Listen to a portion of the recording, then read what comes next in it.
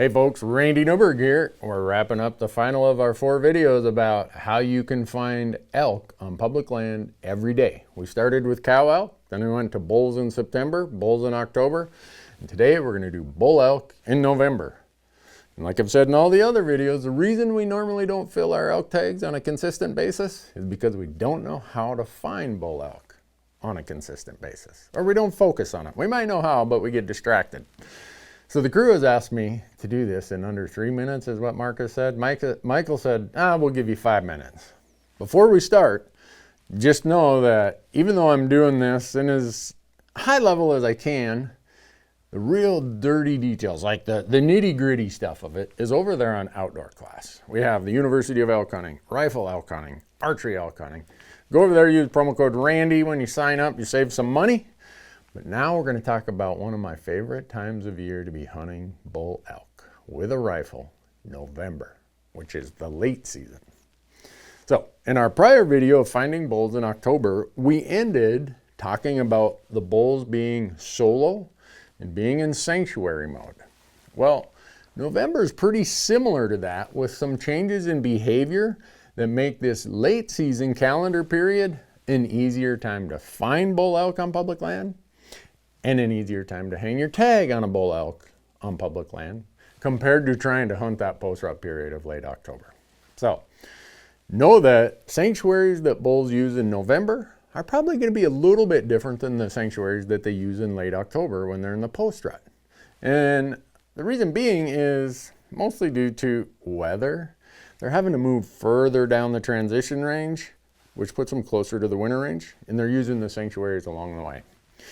Now, when we have bulls in October in the post-rut, they're solo. When we get into November, they start forming bachelor groups, like 3 to 10 bulls. That makes them a whole lot easier to find. And that's one of the things I use to my advantage. They also need more food because winter's coming, right? They went and hid out for a few weeks there in the post-rut, and they're trying now, like, oh my gosh, I got to get some calories if I'm going to make it through the winter. To do that, they got to stay out later in the morning, and they got to come out earlier in the afternoon. And that's when you'll find them, and that's when you're probably going to hang your tag on them. So, like we said in the prior video of October, a sanctuary is an area of low hunting pressure that is surrounded by or adjacent to an area of high hunting pressure. And those low pressure areas that hunters don't want to go to, which is really what a sanctuary is, are created by distance, topography, like really steep mountains, deep canyons, stuff like that. Boundaries of public and private or state boundaries, thick vegetation like blowdown and other stuff. In November, these migratory elk especially, like I said, are going to look for these same features further down their transition range. Just remember that. The sanctuaries that you maybe found them in or saw them in scouting in October, they may not be there because they're starting to move down the transition range. No, bulls know that they need forage for the winter, so they're going to expose themselves a bit more in November, and thus the sanctuaries that they use can be easier to access than the sanctuaries they use in October. Just because it's weather, it's the season, it's what they got to do. Take advantage of that. So all that makes locating November bull elk on public land way more easier than the post-rut of late October.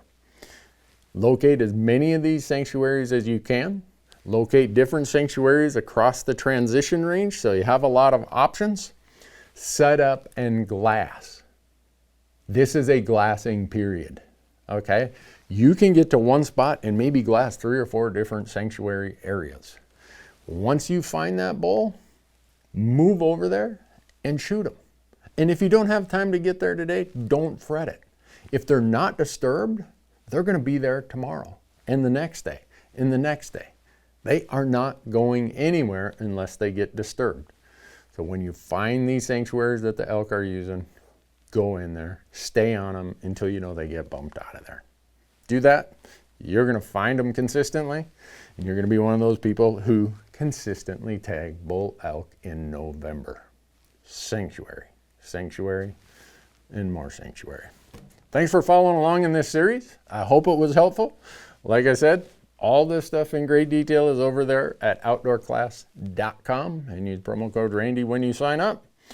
I think I went past the 3-minute mark that Marcus tried to hold me to in all these videos, and I might have even wavered past the 5-minute mark that Michael asked me to do, but it's the best I could do, folks. Good luck out there. Hope you find your elk this year.